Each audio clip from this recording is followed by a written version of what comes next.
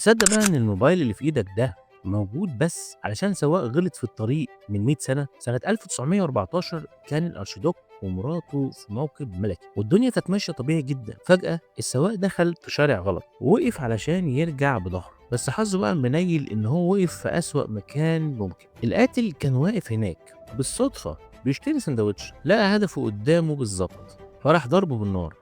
الغلطة بقى البسيطة دي ولعت الحرب العالمية الأولى وممالك وقعت وملايين ماتوا.